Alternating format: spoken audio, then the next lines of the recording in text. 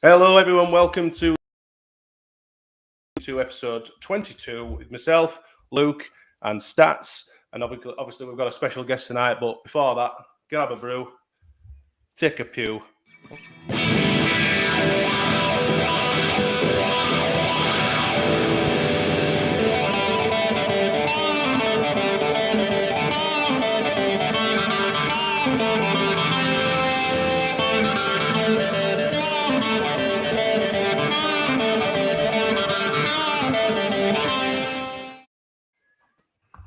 Hello, everyone. Welcome to the show. I suppose we better do the best bit of the show tonight.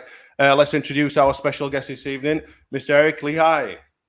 Hello. How are you doing? How are you guys? Welcome, mate. How's it going? Doing good. Really good.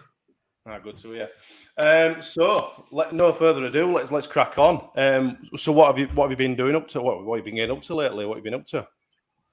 At the minute, I'm in England. I'm in England and just outside Nottingham. I'm doing some coaching work with under 23s, getting some of my coaching badges done, some experience, and I'm all finished playing now. My hip is basically gone. I got a 60-year-old man's hip. Yeah. So, but that's where I'm at the minute.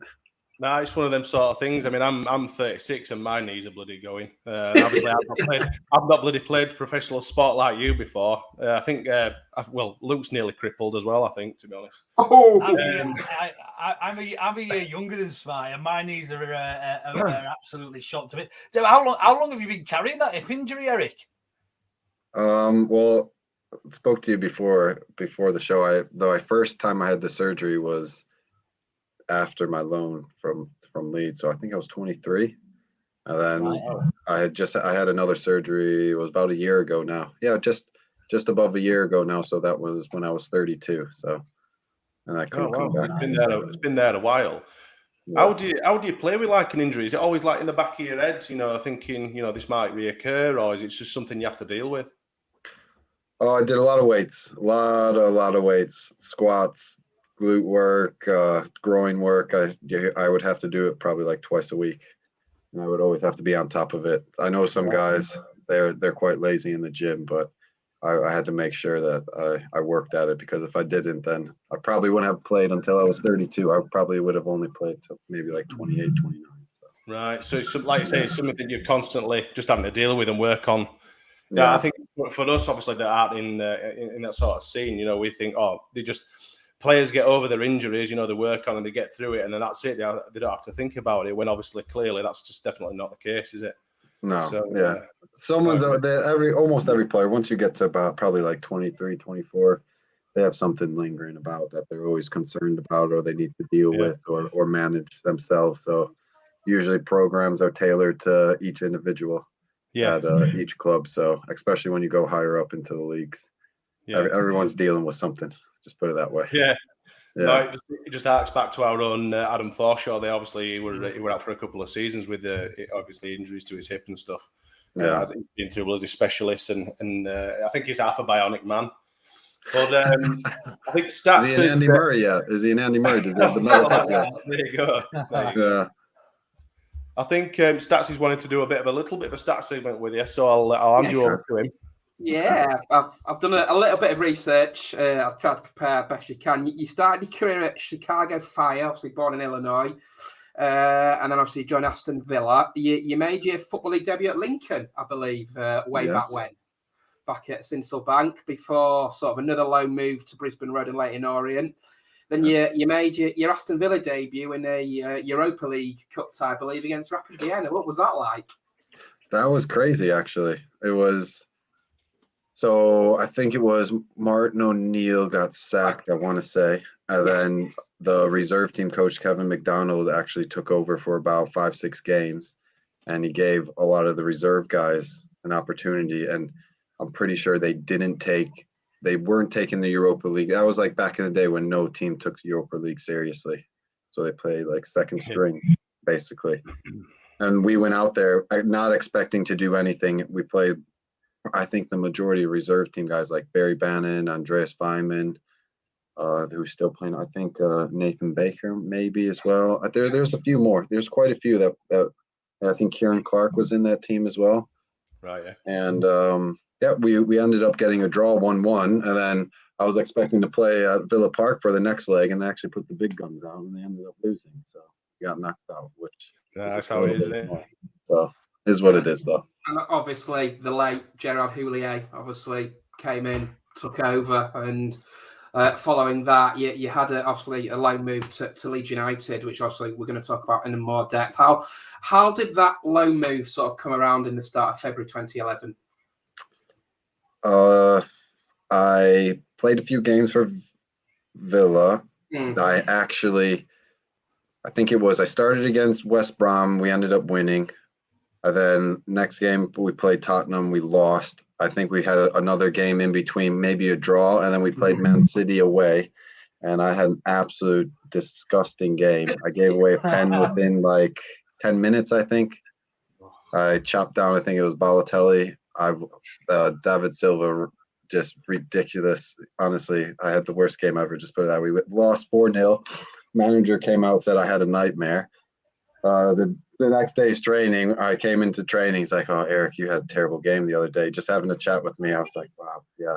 And then I think it was about a month later, I ended up just going out on loan to you guys. So, and I thoroughly enjoyed it, to be fair. So I don't mind playing really bad because something good came out of it. My memory, Eric, just quickly.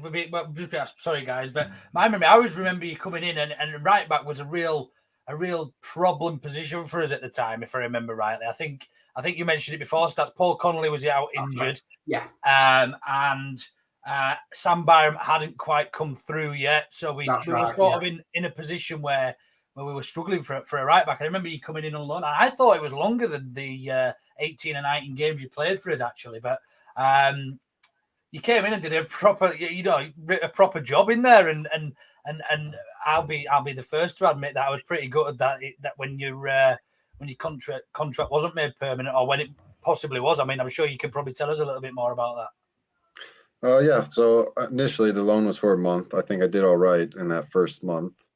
Well, I thought I did, and then it got extended. I think for 3 months.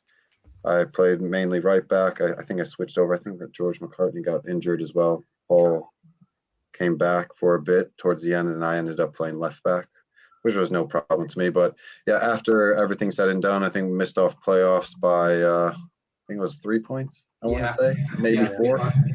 Yeah, it was disappointing because obviously the squad that they had, if you look back, most of them played in the Premier League. It's really, really good squad, but is what it is. But yeah, afterwards, when I went back to Villa, we were on preseason, and I know Simon Grayson, he wanted to sign me again. My agent was getting it all sorted out, and when I was coming back from preseason, I was meant to actually go get a medical at Leeds, and on the last day of preseason, we were training, and my hip just popped. My labrum tore, and I had to get surgery on it. So that collapsed. Got and just like that. And I think Simon Grayson, I think he might have gotten sacked that later on.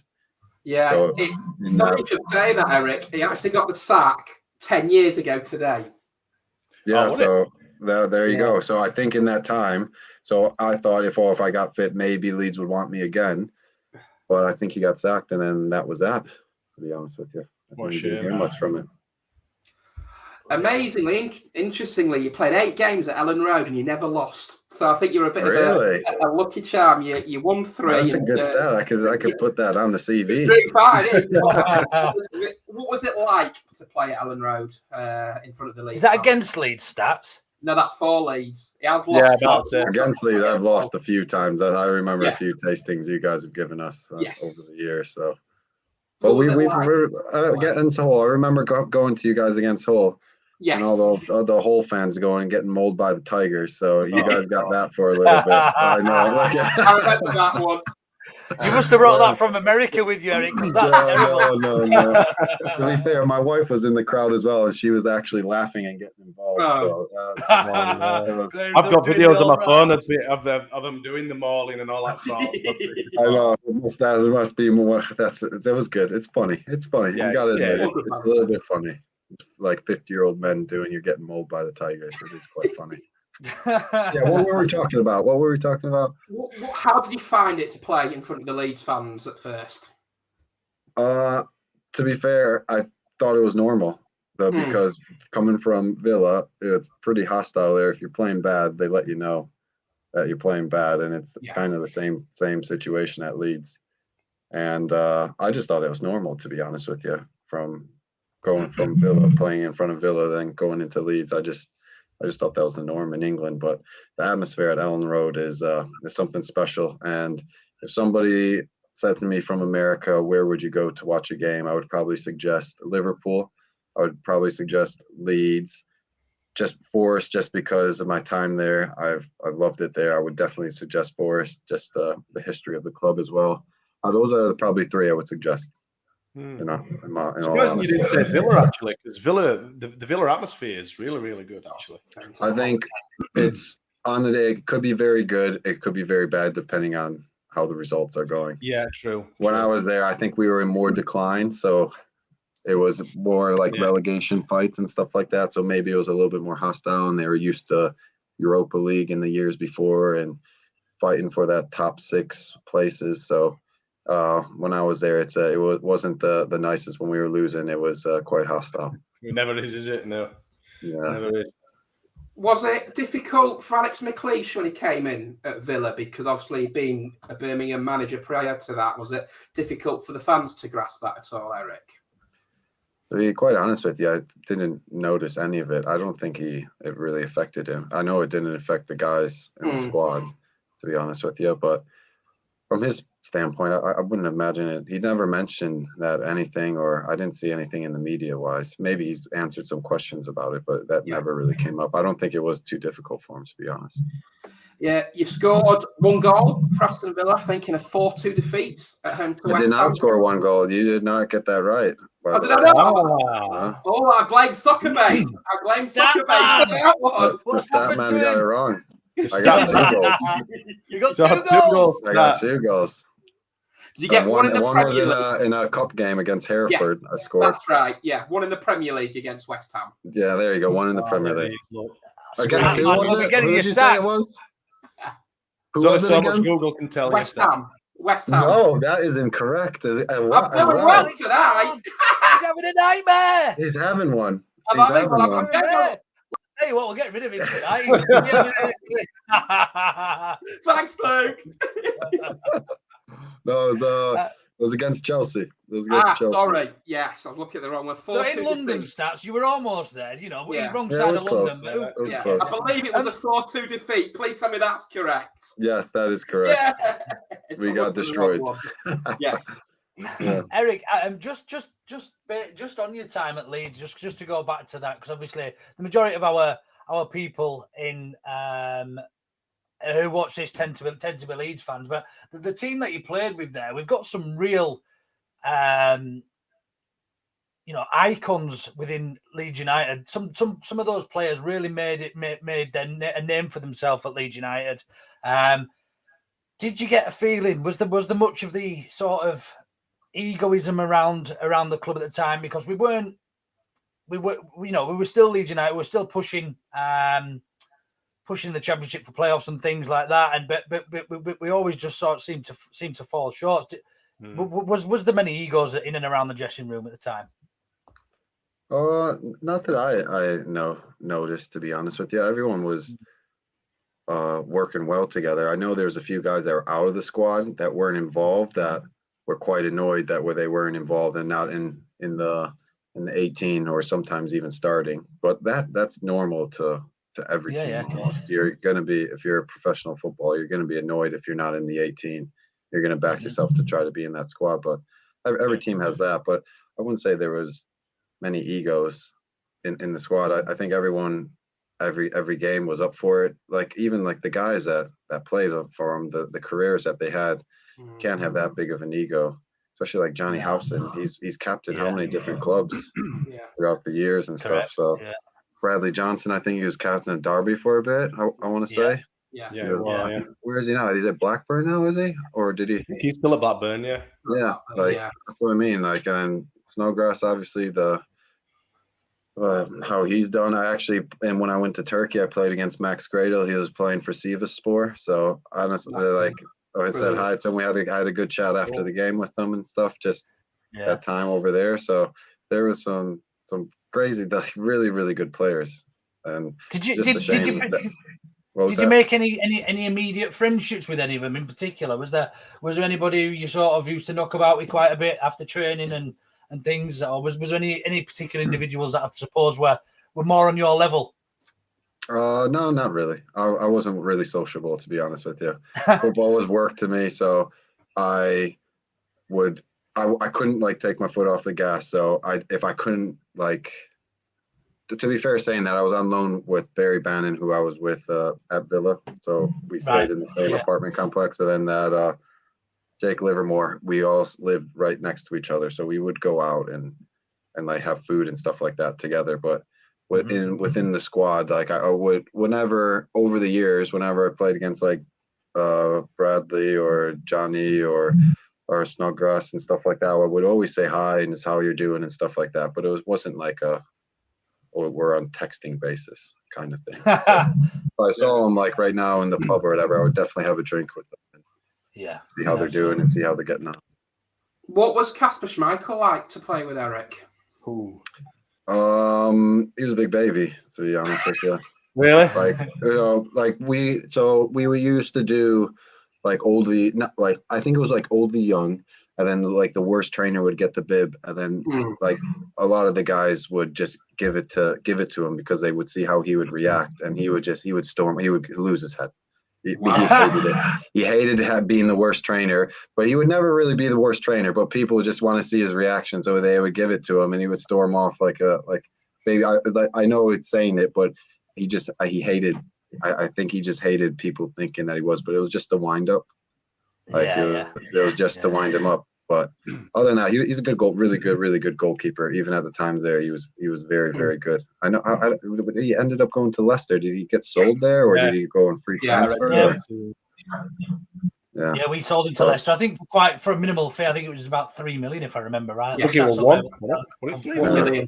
1 million. But he was a good goalkeeper. He was very, very good. Even back then, you could see he had something in him for sure. Yeah. Eric, we've had a couple of quick questions. I think he's all right, but I think his dad's we can't say the word that we think his dad is, but yeah. Okay, fair enough. It was an old chant that we used to sing, Eric, when Kasper played for us. You probably heard it a couple of times, but it was "You're all right, but your dad's a." And then it's we won't use the actual word right now, but we used to. I got a story. That's reminded me of a story. So when I first got in, so my first day, what was that? I wore something that was red, and all the guys was like, "Oh, you can't wear red." They're winding me up. "Oh, you can't wear red." Like Manchester United wear red. You can't wear red. Like the fans will absolutely slate you and kill you. I was just like, what? Like you guys are well off it. Like no, I was just like, okay, whatever. Like they're all trying to wind me up, saying I can't wear red at all. Like any clothing or anything at all.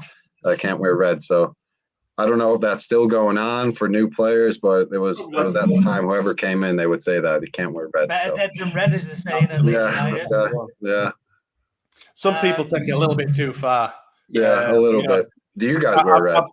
I've seen people wearing red hats in the concourse and stuff, and it's been whipped straight off and many times. Fair play. Eric, we've had a couple of questions as we've been going along. The first one is from Harry. Don't know who Harry is, but he's asked, did Eric ever apologise to Patrick Bamford for accusing him of deliberately hurting George Long? The footage showed there was minimal contact and zero intent. Oh, yeah, that was just a wind-up. That was just a wind-up. Yeah, that was just a wind-up because I was annoyed that I think we lost the game. I was just annoyed, so I just thought I would just say something just to wind people up, so... That's all it is. That's all that was. I won't say sorry about it. It was intended to wind people up. So, yeah. I've got a question about that actually. Go on. Yeah. Just while we're on that subject.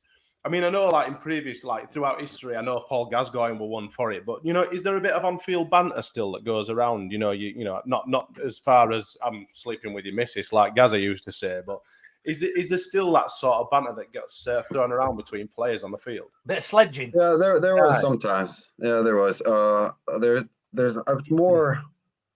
What would I say? There's always a little bit, especially with guys that you've played with or that you know a little bit better. There's always a bit of banter and stuff like that. But like sometimes it would get like tasty, and you would start like stepping on people's Achilles and ankles on corners. Like it started, but more so in that sense for me.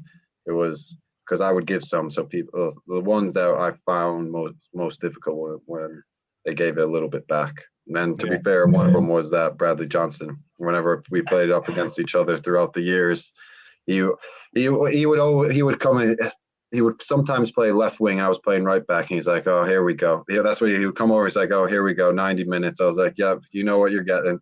I know what you're getting from you." It was always a fight and always a battle because they would always shell long balls to him because he was really good in the air, and he knew I was up for it. So I just knew it was going to be a tough night, and I'll be sore after the game whenever I was up against Bradley. So, no, good. Nice. Was there anybody else in particular from your career, specifically in England, that you didn't really enjoy coming up against? That was a bit physical, a bit, got left a boot in, that you played quite regular or played more than once, I suppose. In the championship, one of the players I hated playing against. I don't know why. I would always get an early yellow card. I would try to be a little bit too aggressive sometimes. Early yellow card, it would kill me for the rest of the game. Like little things like that. There was that Lichaj. Do you remember him? Oh, I don't know. Really? Maybe for some reason, I would have bad games all the time. I would get early yellows. I couldn't smash them then. Honestly, he would twist me up. I would always struggle against him. He was the one that I would kind of struggle against. I always seemed to. I was always well up for it as well. I would make sure I do my homework and everything, his tendencies every single time. And it was just, for some reason, I just would always mess up either, like I said, early yellow, or he would just get an early goal. But yeah, that was the main one, I would say. He was probably the main one that got the better of me over the years. No, nice. I've got another question for you. So obviously, I'll run this by stats, but he might have got it wrong based on his performance tonight. I know. How many times has Eric played Bielsa's Leeds United, or played against Bielsa's Leeds United? We'll see if this is right. Funny you should say that. No, stats. Don't tell us. What is this a question for me? Yeah, I think so. Well, we're going to stats first. I'm going to say how many times has he. We're going to wait until see if he got it right, and then Eric can correct him, like he had to do on the last stats segment. It don't matter. He's gone anyway. He's gone anyway. He needs to feed his gerbil. He's got hamster broadband. I'm trying to think was he at Forest when I was. I don't think he was. I don't think he was. I've asked stats this already, and I think he said it was 3. But we'll wait until he's reconnected his hamster to his broadband or whatever. But they were all for Hull, weren't they? That's what I'm thinking. And I got injured at the back end of the season, so I don't think I played. I think it would be 3. Yeah, I got injured back end of the hole. What's it like playing against Bielsa's Leeds United? Tell us, what you do to prepare against, a team like as tenacious as that. What's the build up like? What's the, I suppose, as a whole player and all that sort of stuff. What's the feeling like in the camp, and then what's it like playing against a Bielsa team? I think it was easier for the guys to get motivated to play against him because he was, especially when he was in the championship, everyone wanted to beat Leeds. I know there was a few of the players that I think that Dan Batty, he used to be a Leeds player in the academy, I think, and he ended up over at Hull. He was always well up for it. He was always geared up for it when we would play Leeds. But yeah, it's just the build-up. It was like normal for me. I just prepared in any other way. But I know the fans were well up for it. They would always, away trips were always a little bit better. Home matches, they always got a little bit bigger crowds. So, but I think we had more joy away from home. I think we may have done. I remember that time we got spanked, didn't we? 2019, was it 2020? Yeah, they hammered us. Yeah. I think it was 2-0, but you guys peppered us the whole game. And our game plan was just basically kind of sit back, soak it up. And we had Kamil Grzycki and Jared Bowen on the counterattack. That's right. So Yeah. that's basically what the game plan was, and it worked. So that was our strength at the time. So and I know you guys with your fullbacks just going all the time. So we knew that we would get opportunities. So that was the game plan, and it worked on when we were away from you guys. Did the Leeds did it feel as sort of punishing in terms of your fitness as what we expected? Because we're obviously all over social media and the media and everything. They praise Bielsa's Leeds United for being ultra fit and non-stop running. Did it feel like that when you were stood up against your opposite number? Did it think, I'm in for a long fucking day here because they're running backwards and forwards non-stop? Yeah. I'm knackered. Yeah. What I would say is that you have to communicate more. So we would do the homework, the movements that would obviously, it's probably like the midfield rotation. Well, a lot of the time, the defensive mid would either come all the way back in and to make it a 3, or either you would go out and when the fullbacks went forward, and then the wingers would come inside. It was the timing of it was very good from like all the Leeds teams when Bielsa's there.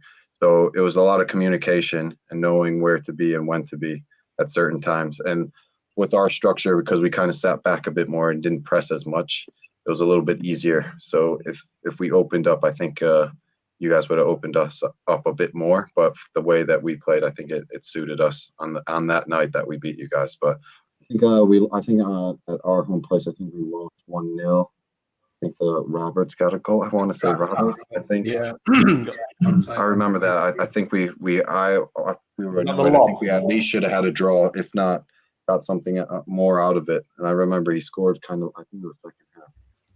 I want to say, but I can't. The Leeds team, they're always tough because the movement that you made, it was relentless for 90 minutes. So you would always have to be switched on and concentrate for 90 minutes. Yeah, cool. Stats. Sorry, you didn't feed your German. Yeah. Sorry. So something got into the internet, but yeah, 3 is correct. Obviously, you played in the game at Ellen Road at Christmas, I think 2018. Jared Bowen scored 2 goals, and funnily enough, Leeds had just won the last 7 games prior to that. We've never won 8 in the league for a long, long time, and lo and behold, you come and do a job on us and up on a little slippery slope. And then obviously the following season, I think we beat you 2-0 at Ellen Road. So you've had a bit mixed fortunes. And interestingly, Eric, you've actually played against 6 different managers at Leeds United, which is absolutely amazing, which shows the inconsistencies that Leeds have had until sort of Bielsa took over in the summer of 2018. Are you going to list the managers? Yes. Brian McDermott, Gary Monk, Steve Evans, Thomas Christiansen, Marcelo Bielsa, and Neil Redfern played against all those teams managed by Leeds players. Some start that. That's incredible. Yeah, that's incredible. And playing against 6 different Leeds managers. To be fair, though, that's how it is, though. Like at Forest, it's similar, right? A new manager every season, so I don't know. I think it's just kind of how it is. You can't really change all the players, so you got to change something, and it always seems the manager gets the top first. Yeah. Well, it's a lot easier to replace one person than 20 odd in it. You know what I mean? Yeah. So, who was the best player in your time at Leeds and in the Championship? I suppose. Then who was the best player to play alongside? Who did you always have every bit of faith in that if you made a mistake that they'd mop up for you, or vice versa going forward? If you give them the ball, we're going to. I mean, obviously, Jared Bowen's probably going to be up there for that, but he was very good. To be fair, he was up there. That Kamil Grzycki, he was up there as well for whole. Mikel Antonio left me 2v1 all the time defensively, but you give him the ball, and honestly, he was the strength that he had and the pace. He was different class for when I was at Forest.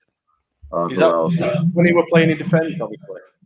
Because he played as a defender, didn't he, Antonio? No. He would play right wing or left wing. Oh, did it? I heard that he'd started out in defence, but yeah. He started right back. He did start right back, but then moved forward. I could see that. And then further forward again. Now he's one of the top strikers.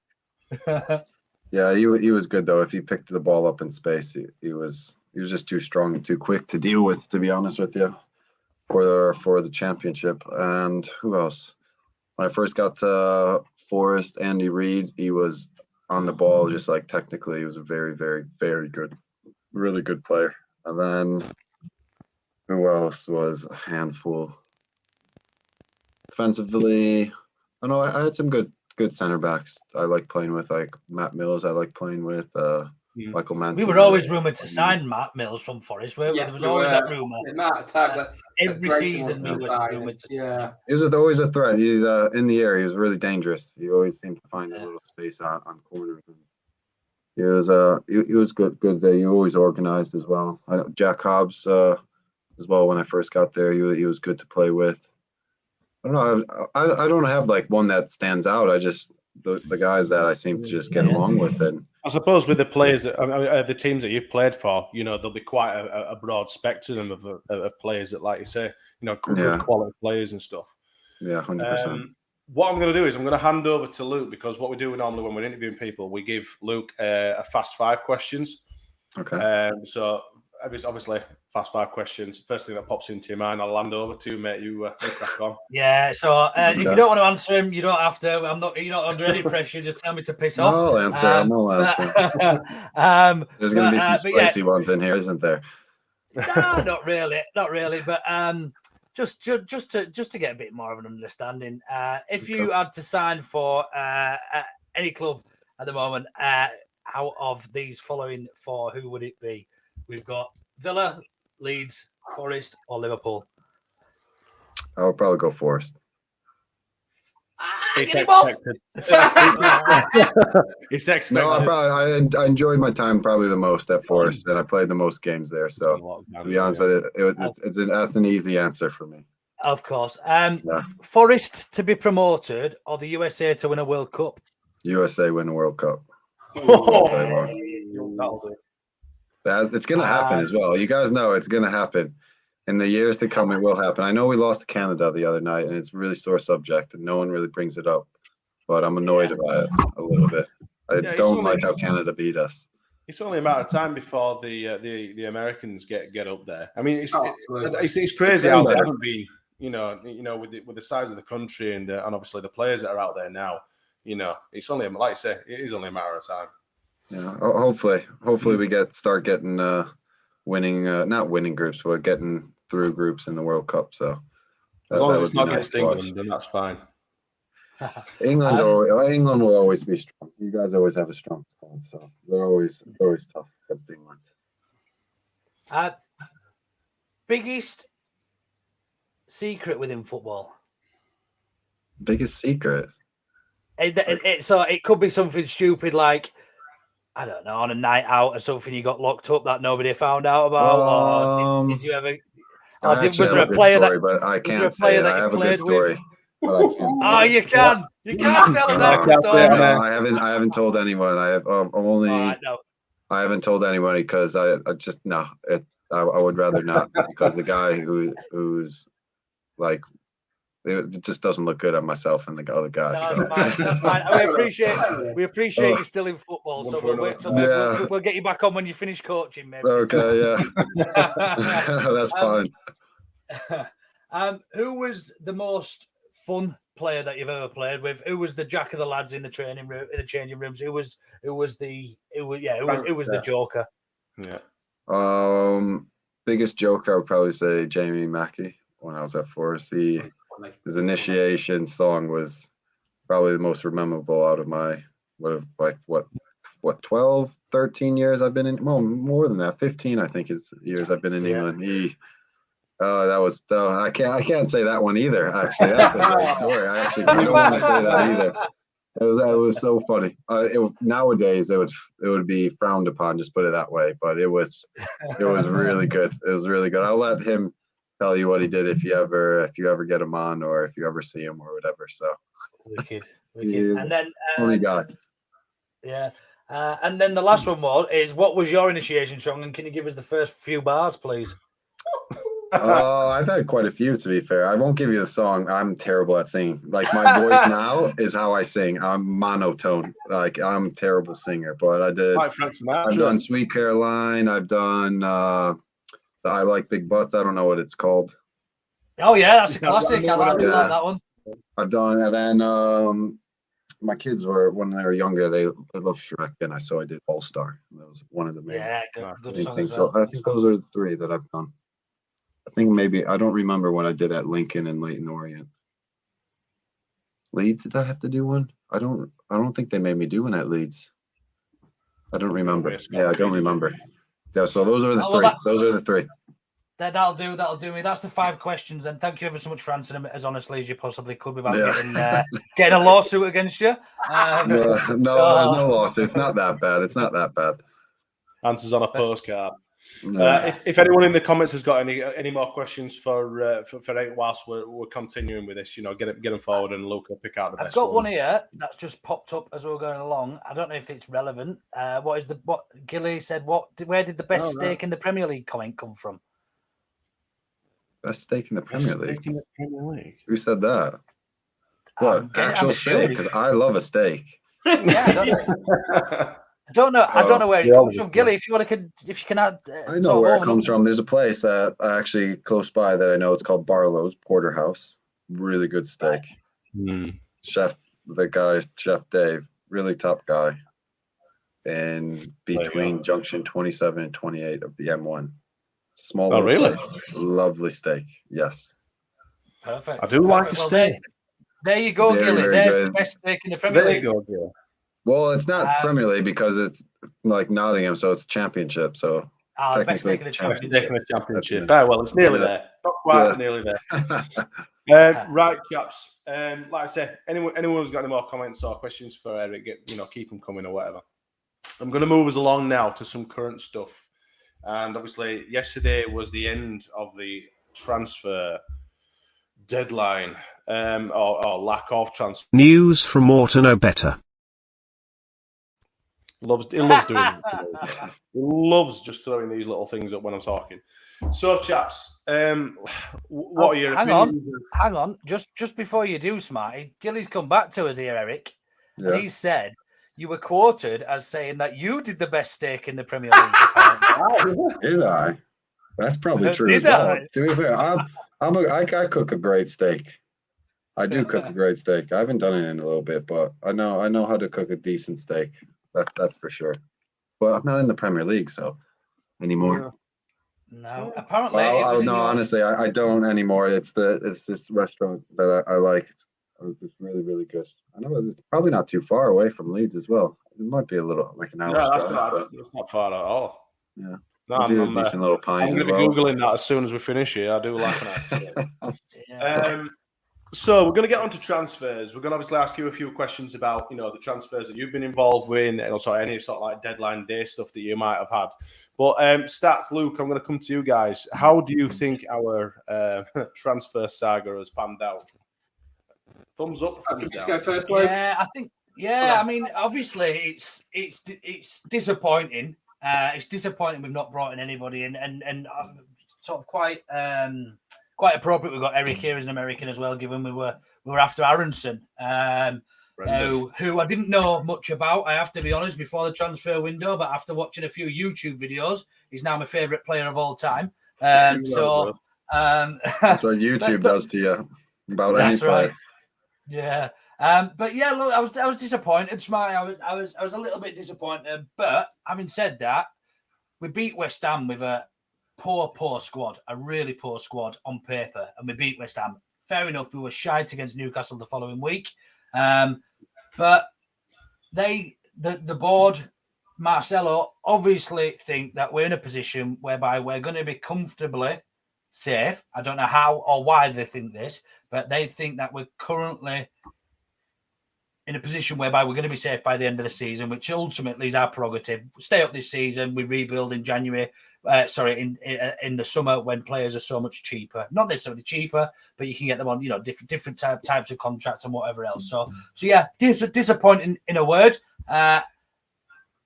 Shocked? No, I didn't expect anybody. I don't think. Yeah. It's not like us to make any sort of groundbreaking transfers in January. I mean, Gilly said in the comments, Jean-Kevin Augustin and Kiko Casilla. Kiko being, obviously, they're probably the most successful out of them. What do you guys reckon? Obviously, that yesterday, towards the end of yesterday, and today that it's come out that we were asked if we would take Van der Beek and Harry Winks as well. What do you think about that? I think it's difficult, isn't it, the January window, because of the way Leeds play, because of the way Marcelo sets the side up, and they need to hit the ground running, basically, and they need to be ready for that game against Aston Villa a week tomorrow. It's always difficult to get players in January, and obviously Marcelo and the board feel that with the players we've got coming back from injury, hopefully Cavan will be a few weeks away, Coops will be a few weeks away, and hopefully Patrick Bamford will get back in once he's fit and raring to go. I think that's probably the way they've looked at it as a board, as a club, and as a management team as well. So I think what we've now got to do, lads, is he's got 17 games left. We probably need, 15 points from those 17 games to make sure we're safe come what the end of the season. And as Luke rightly says, I think it's a very key summer, because I think there's a lot to do to build for next season, really. Yeah, I mean, just really quickly, Eric, how did the morale around the team feel if a new player came in the January window? Was everyone relatively professional, or was it a little bit, actually, you've not been here since the start of the season sort of thing? No, normally it was either if a position probably was a problem, either through injury or if it was a little bit weak and somebody came in to try to fill that. Just how football is really in the dressing room. I don't think guys are there. No, it always happens. You always have competition for places. So yeah, you're probably, your eyebrows get raised if it's in your position. So I think people will be up for the challenge. They might work a little bit harder if somebody does come in to keep their spot, or they'll think, oh, maybe that my time's up. So it just, as a player, that's what you think. It's always competition for places. So regardless, if you think you're comfortable for the first half of the season in your position, but the club think that you need to get pushed a little bit further, and if somebody comes in your position, some players don't like it, other players live up to it, and they push a bit harder for it. So it just I think it's a different mixed response depending on the player, depending on where they are, where they sit in their career. I think it's different for everybody. So could it quite easily affect morale positively as well as negatively, depending on the position and who it might be affecting? There's no sort of right answer for all, really, I don't suppose. Yeah. But so, like, for example, say there was a 20-year-old right back who was came through the academy, and he's played the first half of the season, and the club think, oh no, he's not ready yet, and they bring in say a 26-year-old right back on a 4-year deal. That 20-year-old's probably going to be quite pissed off, because that quite clearly makes a statement like, oh, I'm not ready for the next 4 years. They bought this guy in for 4 years for in my position. So in that instance, you would probably ask, what's my future at the club? Like, that's what I would say in that, for that 20-year-old's stake in that position. So just I don't know if you, obviously you do follow the American football, but just on, not American football, but the American soccer, whatever you guys call it. Whatever you call it's wrong. I've been here long enough. It's football, so. So you probably know a little bit more about the Aronson young chap that we were linked with earlier in the window. Michael Brown's just said here, Leeds' involvement in going after Aronson during this window has alerted other clubs alike of AC Milan and Leipzig now showing interest. Is that a danger? And is he really that good? He is a talent for sure. I like him, and all the times I've watched him for the US. So, but like January, I would love. Here's a stat for you. How many successful January transfers has there been, like, for teams? Like, it seems like the players are overpriced. Teams are a little bit desperate, and I don't know. I would love to see how many really successful players there are that got bought in the January transfer window. I think one of the chaps in the comments just said, for us, Lee Chapman. That's definitely a standout transfer. More recently, was Pablo a January transfer? Pablo joined on loan originally in August 2016, then signed an extension after that in January 2017. No, So yeah, Eric's January right. is mostly loans though, especially for Yeah. for teams down below or teams that are trying to push. They might buy somebody outright, but it's genuinely for loans. In my opinion, at least. Yeah. Yeah, just going back to the Van der Beek question, Smarty. Actually, I've been having this debate, shall we say, with other Leeds fans on Twitter, and there's no doubt in that Donny Van der Beek is a good player. You know, he was rated in the top 30 in the world. He got invited to the Ballon d'Or only 3 years ago. He's a class player, but is he going to fit in time to make a real impact and difference based on the way we play football, the way that Marcelo Bielsa structures his team? Realistically, is he going to have a positive effect in the next 10 games? I don't know. I don't know. But clearly, Marcelo Bielsa didn't think so, so we didn't go for him. And if you believe everything you read in the papers, then the more fool you. Because, we probably didn't even reject him because I would be very surprised if Man United offered him to us. Yeah. Who knows? Who knows? Yeah. Just so you know, like agents put stuff into papers on purpose. Of course. To generate interest in their players. So you can't take everything for what it says in the papers, just so you guys know. That's not always the case, but I've know players say, oh yeah, he's put this in the paper just to generate some stuff. So it gets people talking sometimes. Somebody might see him like, oh, we need to do something here. So it might that one person that right person that sees it. So by it might not even happen. Nothing might generate from it, but that definitely does happen. And I think it still does happen. Yeah. Well, like you say, it gets the player's name out there. It gets people talking about it, doesn't it? Yeah. I think there was an interview on TalkSport. I can't remember the chap's name. He's quite nice. He's quite a good bloke to listen to, actually. And he says, obviously, with regards to the Rafinha and the Phillips transfer. Simon Jordan. Yeah. Palace owner. There were probably never any sort of inquiries, whatever. It's just the way the transfer business works. A lot of agents, like I say, they put the names out of the players and all that sort of stuff, and just like to stir the pot, so to speak. But yeah, that's exactly where we're going with the Van der Beek thing. We could have Messi in our team, probably not, maybe a little bit of an extreme, but he's still going to go with Forshaw. He's still going to go with Phillips. He's still going to play his usual team that he would always put out. So it doesn't really matter, like you said, Luke. The book ends with, or the book stops with Marcelo Bielsa. Rads and Otto have been getting some horrible stick over the transfer stuff, direct messaging or direct tagging of tweets and all that sort of stuff. But at the end of the day, it's Marcelo Bielsa who's got the final say on every sort of transfer. Mm-hmm. So, if anyone's got a problem, I suppose they really need to direct it towards Marcelo. I'm not encouraging that, by the way. No. He'll have everyone outside his house. He'll be stood there with good yeah, people will be waiting outside Costa in Weatherby for him. There'll be a bloody lynch mob. But yeah, like I say, the book stops with Marcelo at the end of the day. I've no doubt that there were players probably offered to Bielsa, like we say with the Van der Beek thing. But I think the argument is his system and his ideologies and all that sort of stuff. I think the argument that comes from our fans, Smarty, is that if they're better than Tyler Roberts, then we should sign them. Now, that's all good and well. They're probably more talented footballers. There are a lot more talented footballers out there than Tyler Roberts. However, is there anybody that is going to be able to play at our pace and expectation and know how we play? That's going to be able to come in and make an immediate impact. That's not going to cost us all that much money because you look at Dele Alli, he's going to end up going for £40 million.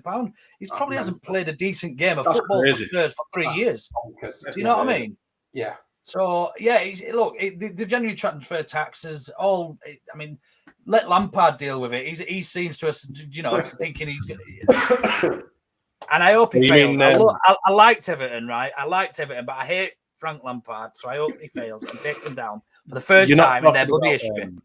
You mean Frank Lampard's Everton, don't you? He started already. Frank Lampard's Goodison Park. Who played Frank Lampard's Derby, Frank Lampard's Everton, Frank Lampard's fucking whatever. He's not. Why don't you like Frank Lampard? What did he do to you? He's shouting out changing rooms, Eric. I don't think it was Frank himself. I've sat in your change rooms. You dislike me as well.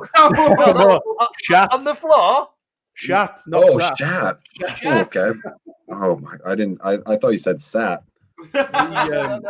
Well, I did before a game, but that was in the toilet, so I was not on the floor. Sprayed. Yeah, no, I didn't spray, but I definitely flushed it. We'll let you off then. But Again. The story goes, Frank Lampard's Derby County left a bit of a mess of our changing rooms after the semi-final, was it? Yes. Yeah. Semi-final of the playoffs a few years I can't back, believe so- you guys lost that game. Oh my god. Oh, don't, Eric. We don't need that. We're here now. We're here. I'm sorry. I remember that was an intense game. Oh, I can only imagine for you guys. Wow. I was sat there watching them. I mean, I sit right near the away end in the south stand, and I was sat there just literally just like I had the 1,000-yard stare. I was just completely gobsmacked about what had happened. The complete collapse and everything. I would just like, what the? I had to be turfed out by the stewards because I was just sat there with my head in my hands thinking, what the hell have I just seen? And then that was it. Yeah, we've had quite a generic question here, Eric, from Emmy Lou. I think this is your missus, it starts. If you could go back and start your career again, what one decision might you change and why? Oof. Well, someone's asked me this before. If anything that did I regret in my career, and I don't think I would change much. I really enjoyed it, to be honest with you. There's not much I would go back and change. I know before I moved to Hull, when I signed on the day West Brom came in for me, but I enjoyed my time at Hull, so I wouldn't have changed it. So maybe it could have been totally different if I didn't have my hip injury. I could have been maybe a Leeds player for a year, then got binned off, or I could have played there for 5 years and done all right. Yeah. So like little things happen but I don't think I would change much. The only thing I would probably change is I moved away from home when I was 14, and I never got to play with my brother that was in the same, like in the US, you played in a school team, and I never got to play with him. And I wish I had at least 1 year playing with him. So, but that's the only thing I would change, probably. If you could offer an 18-year-old Eric any piece of advice, what would it be?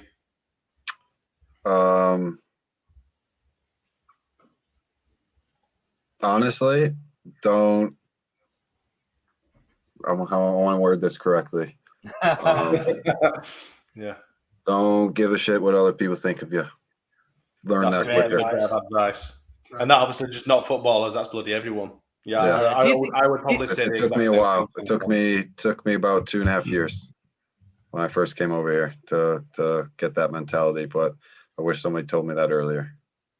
Do you think things are getting consistent? Well, not getting consistent a bit, but a lot worse with the amount of people on social media and things. I mean, I know we're not talking sort of a lifetime ago when you came over, Eric, but things probably have magnified over the last few years. I know you've recently retired. We'll come on to that actually, I suppose, what you're actually doing now in a moment. But do you think it's another battle for players to deal with? It's all good and well hearing somebody shouting on the terraces, "You shit," or you've not been good tonight. Go get home and have your Horlicks and all that bollocks. But like to actually go home and then switch your laptop on or your mobile phone and just see constant battering, it's not what it used to be, is it? Do you think that's difficult for players to deal with? Yeah, I would say so. I'm so I don't know if clubs do, but I honestly they should have some sort of like media training almost, as in like support, not even like training, like a kind of like a support in how to deal with it, because you could play your game, whatever, you get the abuse off the people when you lose, the fans, normal. That's just how it is. You've not done your best, or if you have done your best, like fair play. But you constantly throughout the week you'll get abuse. So you're shit, or leave our club, or blah blah blah. It does affect people. For me, the statement that I just said, like that's how I was. For me, I didn't care at all. I knew what I was on the pitch and the work rate that I put in. I didn't really care at all what people said about me. But I know other players look at it and it does affect them. So I don't know if there is a way forward for even for clubs, just for someone to either talk to or like some support, because it gets bad. I know when fans want players out of clubs, it kind of escalates quite quickly to getting quite nasty. So I don't know what the answer is, to be honest with you. It's social media is always going to be there. They're not really going to regulate it. I don't think too much. Like, how can you regulate it? But I don't know. I honestly don't know the answer. It's just something we've had that discussion. Yeah. We've had that discussion, haven't we, Smite, on here about how do we sort it out? How do we regulate that? I mean, the amount of racism and various other issues, not just racism and issues, but the actual targeting of abuse that players have, not just players, but anybody who goes on there and has an opinion. Some people just literally, some people have taken their own lives because of it and whatnot. It's just something does need to happen, and I think you're quite right there. I think it should be the football club's responsibility because they're the ones with the money, with the infrastructure, and they've got the media training, they've got the social media experts working for the club, putting tweets out and things. There's no reason why the clubs individually couldn't regulate it. They could probably do it through like the academy stage, maybe. So when the guys are going to, so maybe not at the professional level, but just say things that could happen. And if you get to that next level, that probably will happen in the do's and don'ts. I think they do that, but I think they probably might need to highlight the abuse that could happen on there, and then how steps to deal with it. I think there probably is some. There's got to be, right? There has to be. You'd think so. I imagine there is. Yeah, I think there is a fair bit. We've noticed things like players, tweeting specific things, especially the foreign lads. What was the famous one? Tweet something like. What was the famous tweet that was tweeted out by? Oh, it was an Everton. It was Victor Anachibi. Tweet something like, "Poor, good effort today, lads, but thanks for the fans for travelling in." Copy and paste. And the first line read, "Say something like." I've not seen that. It's funny you all say that because we had an example of Matthias Klick, who has been, in my opinion, one of the best players over the last 4 years, certainly under Bielsa. He got some horrible, horrible abuse after the Chelsea defeat back in December, and he deactivated his Twitter.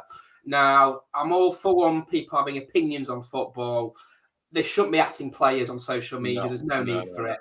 And what Klick has done at Leeds is nothing short of remarkable. He played nearly every game for 2 seasons under Bielsa when we won promotion. He's been a phenomenal servant. Every player will make mistakes at a football club. It's part and parcel of football. To abuse players, in my opinion, is wrong. And I think something from a wider scheme, say from social media, look at Saka that missed the penalty for England. The abuse that he got was absolutely disgusting. Yeah.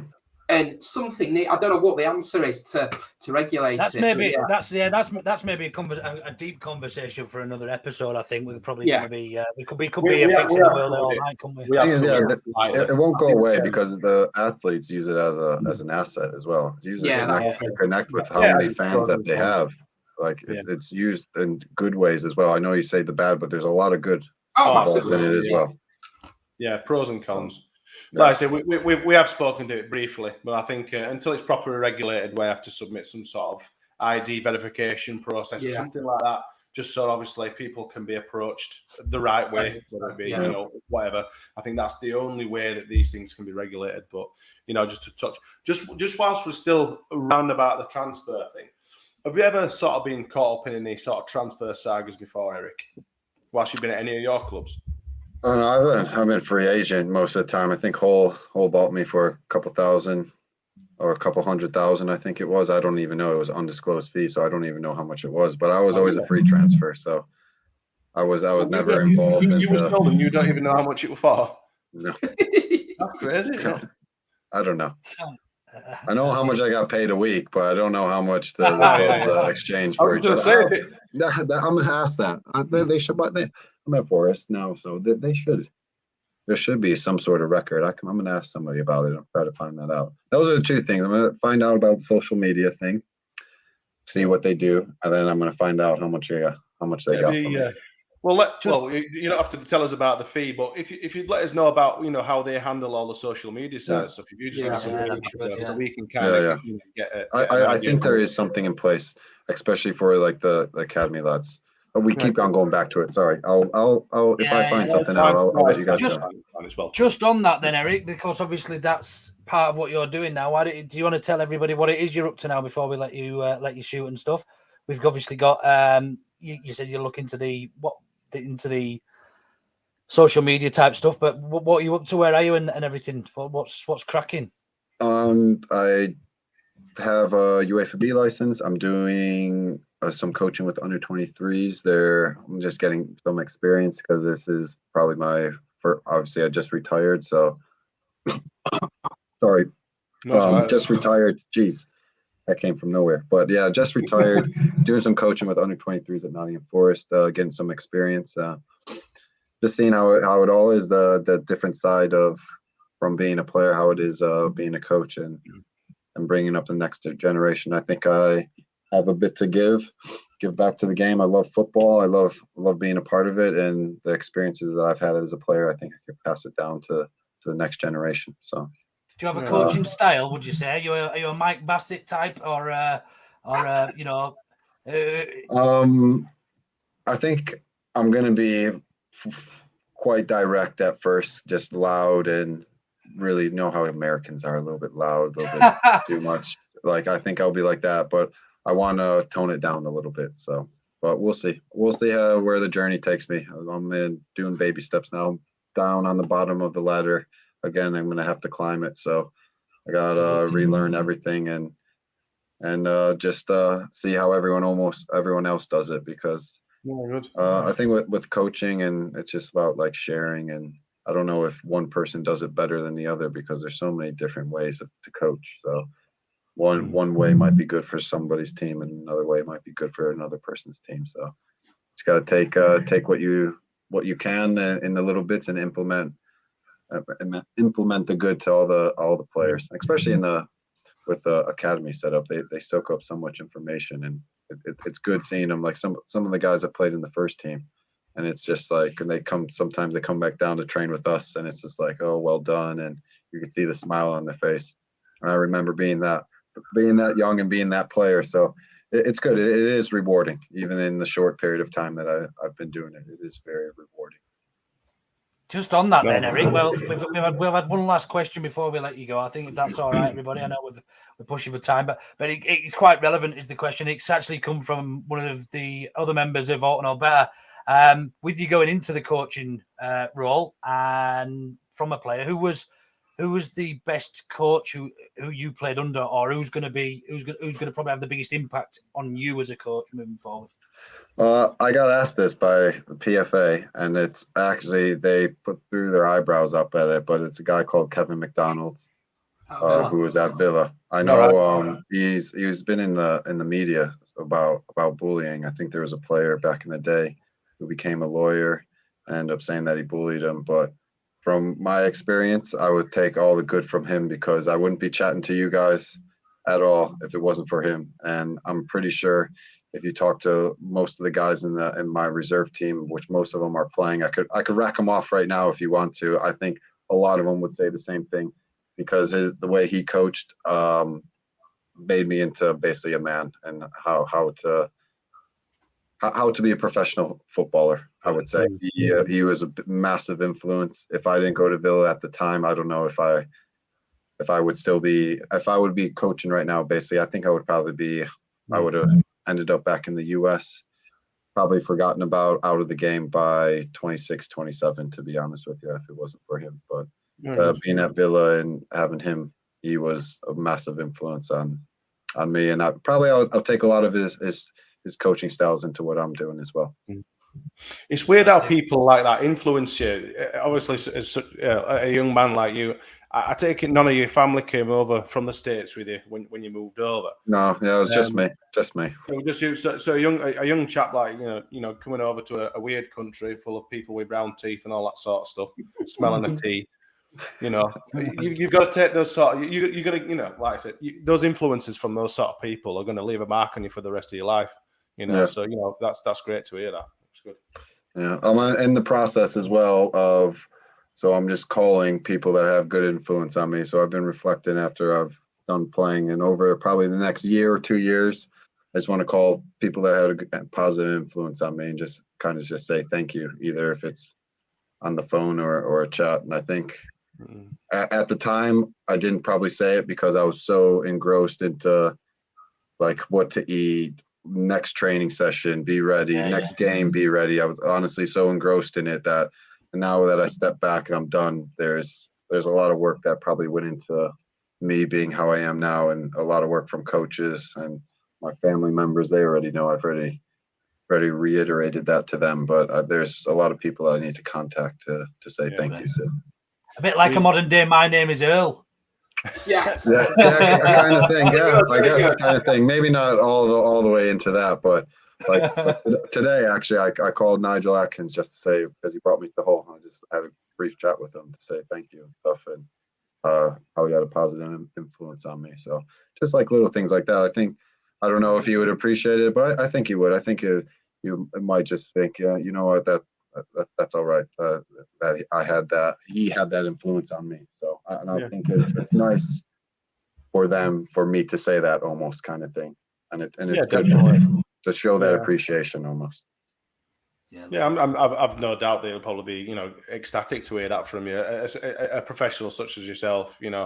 We've got you may know him, you may not know him. Simon Johnson's part of our pod. He played for Leeds and Barnsley and a few other clubs. And he's always said, since he's retired, he's got his own academy set up and all that sort of thing now. But since he's retired, he's been able to reflect on his career. And like I said, people who have influenced him and the friends he's made and the pros that he's played with and all that sort of stuff. And it kind of, you kind of not relive it, but it takes a while for you to kind of understand exactly what you've been through. I mean, from obviously being 14-year-old or whatever, you've been in and at it at football and met so many people, different, from different backgrounds, across a massive career. So yeah, it's good to hear. I've no doubt that he'd be absolutely ecstatic about hearing that. Just quickly, Smarty, can we use Eric's prediction for the fans' prediction this week? Do you mind? Next week. It's next week, but Bremner's Ghost won't be happy. But yeah, let's do it. It starts. Who we got next week? Is it Villa away? Villa away on the Wednesday night. Yeah. Villa away. No. Eric, that's Auto no better predictions. So we'll start with you, Eric.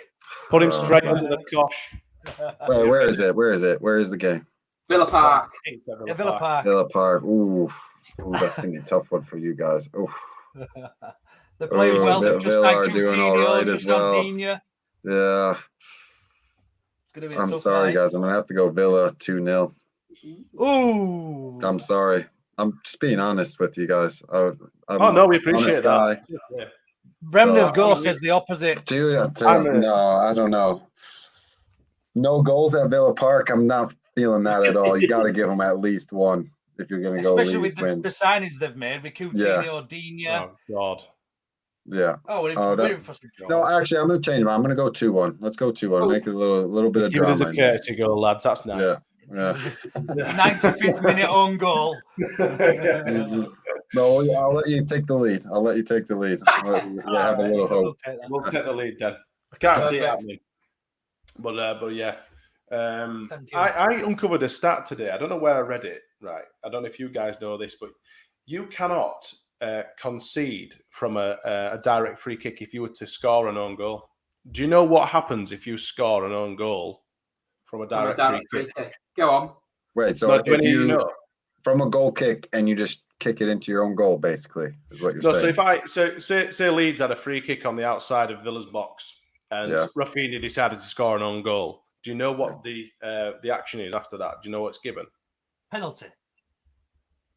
Kick off. Nope. Drop ball. Go on then. Nope. It should be a drop ball, but it's not. It's actually a corner. A corner to the opposition. Honestly, why isn't it a goal? I found that out today. I'm like, fuck off. Why can't you score an own goal from an indirect free kick though? Because I don't know, but the laws cover all sorts, don't they? Anyway, cover everything. But that stupid bloody rule.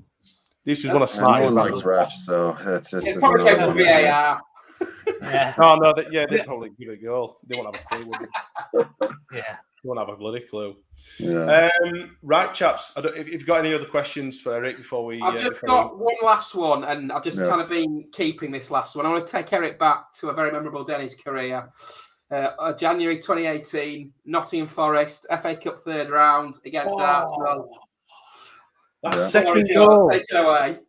That second goal. What? Do you want the first goal or the second goal? The full story is, so a year or two before, we had Arsenal in the FA Cup and we lost 4-0. We got absolutely destroyed. So we got them again, and I remember the missus coming into me like, wow, like, I'm taking the kids away. So I was like, okay, yeah, fair enough. Yeah, we might lose. Yeah, is what it is. So she ended up taking the kids away. She probably must have missed probably 3 or 4 games maximum ever since we've been together. And 2 of those were through pregnancy. And I forced her not to go. And this was the one other one that she missed because she thought we were going to get destroyed again. So I had a free house for a week, and this is what I wind her up about. I had a free house, got to sleep extra early, no kids, no stress, no nothing, and ended up scoring 2. So would you like to see the first? Would anybody like to see the first goal? Not as much as I want to see the no, wait. goal. Before the first goal, I want you guys to talk to me about Arsenal's defending, please. Okay. That's all I'm going to say. We'll watch the goal and then we'll come back.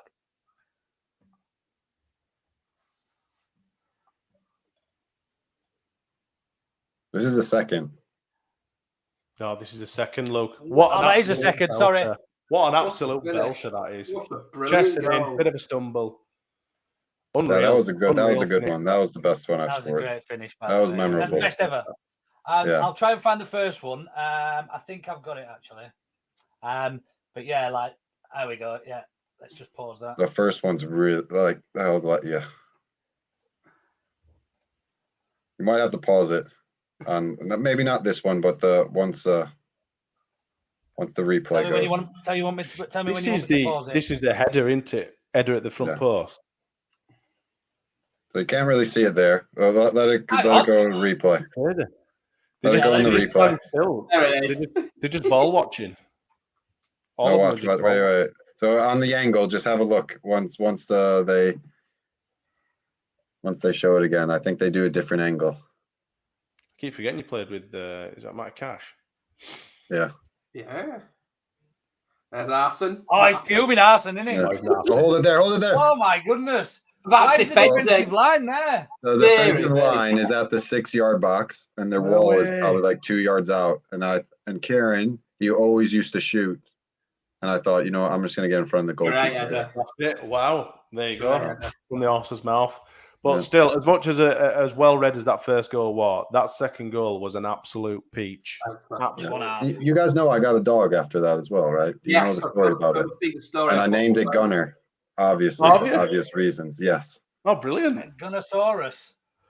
Yes. Because I was like... The thing was, if I got a hat, like my missus didn't want a dog, and she said if I get a hat trick, I can get a dog. And since I got 2, like I just pressured her into getting the dog. So I named it after Arsenal. Yeah, he's an Arsenal fan because he wouldn't be in our family if I didn't get those 2 goals against Arsenal. So brilliant. Shall I tell you which one? Forest go and do it again and beat Arsenal in the FA Cup third round. Yeah, I was there. We watched it. It was really good. They actually deserved to win. Yeah, they did. They played really well. They played really well. I was just going to say, do you know what my favourite goal I've ever seen live is? Go on. Suleiman Dakara versus Forest. And Eric, I played in the game. Did I? Get it up. Get it up. Get it up. Let's go. Let me see it. Get it up. Let me see it. Have you not seen this goal? I don't remember much. This is one of my favourite goals ever. Let me get it up. I remember everyone in the if I get skinned here, it's going to be... They didn't do the yes thing. It was just like a... It just erupted, unreal. What an absolute belting finish. Have you got it? Can you find it or no? Yeah, I've got it now. Okay. Are you ready? Yeah. When's this? 2017. Oh, that was a relegation year. Oh! Wow. Finish that. What a goal. My God. I remember that. That was a ridiculous goal. I remember we lost that game quite handsomely, didn't we? Oh, God. Yeah, 2-0. Yeah. I think that was the season you beat Ipswich on the last day of the season. Oh my, that was stress. Oh, you don't want to be a part of that. Yeah. That was a bad day. Should we see that I'm one just glad again we won. from this angle? Oh yeah, this is where There's Eric. Is that him? There he is. Yeah, I'm back post. Who am I Oh, marking? Oh, is That's his a fault? strike. Why have you come off the line, Eric? in fact, No, I'm it's there. I'm Eric, number 2. it's Eric I'm- that's got his hands on his head when it goes in. I always remember that. Yeah, You just go like, oh shit. What a finish that was. That's unbelievable. That's better than the chest volley. No, I don't know. No, that is because that's first time. That was. But yeah, that was a good goal. But yeah, no, that second goal, yeah, mate, fucking unreal. Absolutely unreal. I didn't score many, but I'm glad I scored that.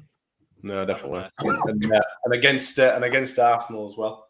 Yeah. Right then, chaps. Unless there's anything else, No, we'd like to thank you, Eric, for coming along and taking your time out to come and speak to us. It's been really no problem. No problem. I enjoy doing this stuff. So you never know, we might try and get you on again if we ever play Forest in the future. We might try and get your thoughts on the game. You know, we'll see in a cup game or something like that. Yeah, hopefully. Oh no, you never know. Forest are kicking on. I know they had a little hiccup in the week. You never know. Do you know what? Sneak into those playoffs. I think, you know, rivalries aside and all that sort of stuff, you know, teams like Forest should be in the Premier League, 100%. Teams like Forest and I won't say Derby, fuck Derby. but yeah. Derby might not exist by the end of the season. Well, that is true. With any luck. If you believe in God and all that sort of stuff. Well, yeah. No, thanks for joining us. Everyone else. Cheers, Eric. Pleasure no to meet you, problem. mate. Thanks for having me. Thank you. Really enjoyed it. Pleasure. Cheers, mate. Thanks a lot.